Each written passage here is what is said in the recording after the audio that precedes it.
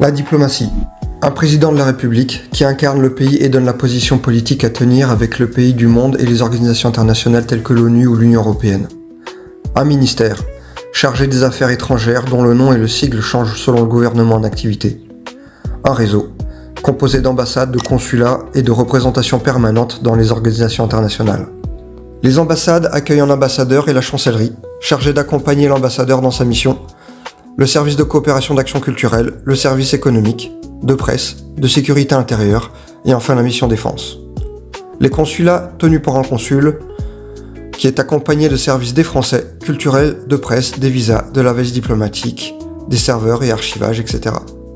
L'ambassadeur représente le président de la République et le France dans le pays étranger. C'est la figure politique de l'exercice diplomatique. Le consul et son équipe exercent une mission de service public pour les Français, citoyens et entreprises.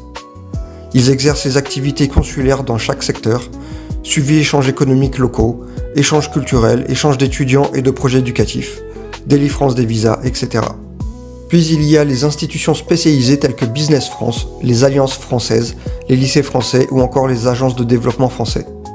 D'autres institutions ou administrations peuvent intégrer le réseau, comme le CNES, pour les questions spatiales. Ces institutions permettent de promouvoir la langue française, l'aide au développement des entreprises françaises à l'étranger, organisent des partenariats scientifiques ou financiers, etc. Il faut bien comprendre que toutes les activités qui relèvent des préfectures et des mairies sont assurées par les consulats à l'étranger. Imaginez donc que vous allez travailler en Chine, que vous devez refaire votre carte d'identité ou votre passeport parce que vous l'avez perdu suite à votre rencard amoureux auquel l'amoureuse ne s'est jamais pointée. Alors le service des Français va s'occuper de renouveler votre passeport et la carte d'identité.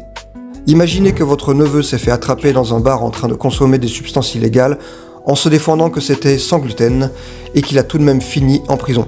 Le consulat et l'agent de liaison vont intervenir.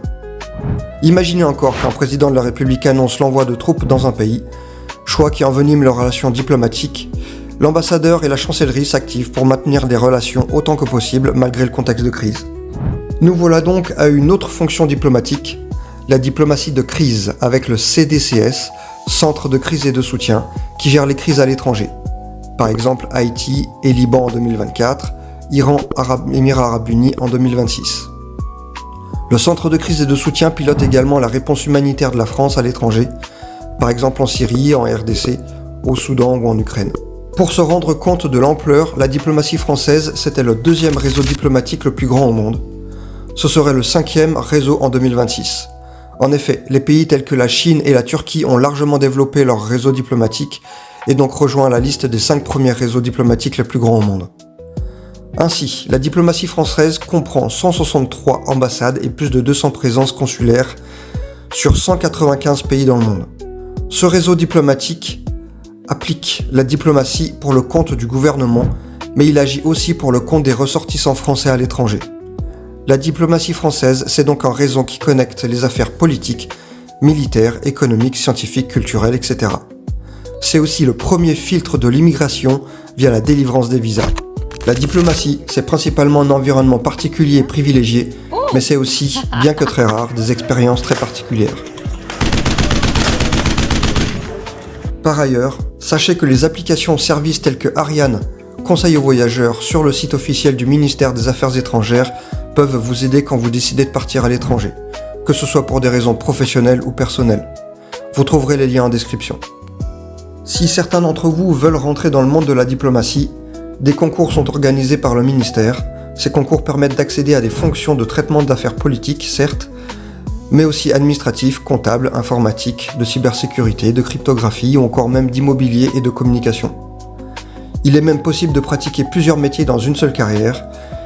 Il est aussi possible d'y rentrer comme contractuel pour assurer des missions de quelques mois à 2 ans, selon les postes et disponibilités. Vous avez des liens utiles en description pour plus d'informations. Vous êtes sur la chaîne Sera, on vous aide à comprendre le monde. Vous pouvez voir la vidéo sur le service public et comment y rentrer pour ceux qui sont intéressés. Vous pouvez aussi voir la série Président qui aborde les sujets politiques avec humour. C'est un sceptique professionnel qui ne se laisse pas impressionner par le premier de la dernière pluie. Le convaincre, c'est ça qu'il faut.